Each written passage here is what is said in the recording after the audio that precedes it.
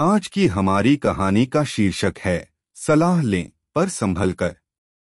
मनुष्य एक सामाजिक प्राणी है जो कि लोगों के समूह के बीच में रहता है। इस समूह में कई तरह के रिश्तों को वो निभाता है। कुछ रिश्ते निस्वार्थ होते हैं, जबकि अधिकतर रिश्तों की नींव स्वार्थ पर टिकी होती है। हम जो प्रोफेशनल रिलेशन बनाते हैं वो अधिकतर आदान प्रदान या यूं कहें एक से दूसरे को और दूसरे से पहले व्यक्ति को फायदे की बुनियाद पर ही टिके होते हैं। मैं यह नहीं कह रहा कि सभी रिश्तों के पीछे स्वार्थ ही होता है, लेकिन हाँ, आज की दुनिया में अधिकतर इंसान अपना फायदा देखकर ही रिलेशन बनाते हैं। दोस्तों, ऐसा कई बार होता है कि हम किसी दुविधा में फंस जाते हैं और हमें किसी की राय की जरूरत पड़ती है।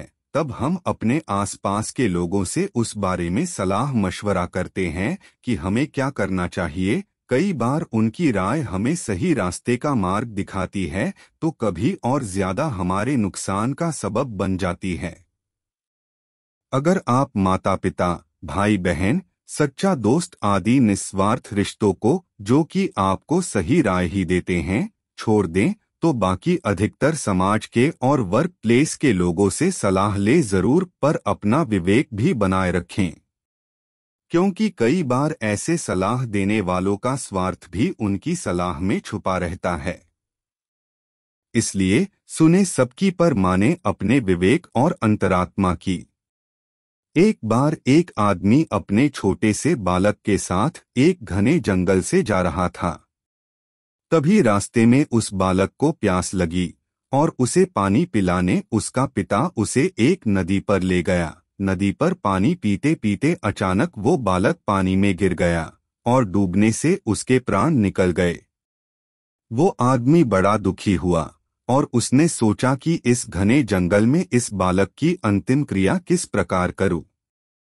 तभी उसका रोना सुनकर एक गिद्ध, सियार और नदी से एक कछुआ वहां आ गए और उस आदमी से सहानुभूति व्यक्त करने लगे। आदमी की परेशानी जानकर सब अपनी अपनी सलाह देने लगे। सियार ने लार टपकाते हुए कहा, ऐसा करो, इस बालक के शरीर को इस जंगल में ही किसी चट्टान के ऊपर छोड़ जाओ, धरती माता इसका उद्धार कर देगी। तभी गिद्ध अपनी खुशी छुपाते हुए बोला, नहीं, धरती पर तो इसको जानवर खा जाएंगे। ऐसा करो, इसे किसी वृक्ष के ऊपर डाल दो ताकि सूरज की गर्मी से इसकी अंतिम गति अच्छी हो जाएगी। उन दोनों की बातें सुनकर कछुआ भी अपनी भूख को छुपाते हुआ बोला, नहीं, आप इन दोनों की बातों में मत आओ। इस बालक की जान पानी में गई है, इसलिए आप इसे नदी में ही बहा दो। और इसके बाद तीनों अपने अपने कहे अनुसार उस आदमी पर जोर डालने लगे।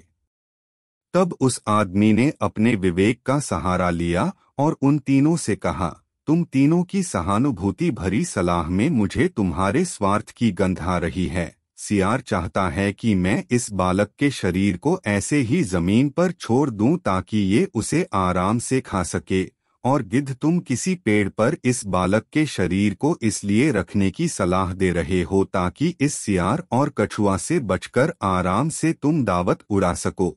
और कछुआ, तुम नदी के अंदर रहते हो, इसलिए नदी में अपनी दावत का इंतजाम कर रहे हो। तुम्हारी सलाह देने के लिए धन्यवाद, लेकिन मैं इस बालक के शरीर को अग्नि को समर्पित करूंगा, ना कि तुम्हारा भोजन बनने दूंगा। यह सुनकर वो तीनों अपना सा मुंह लेकर वहां से चले गए।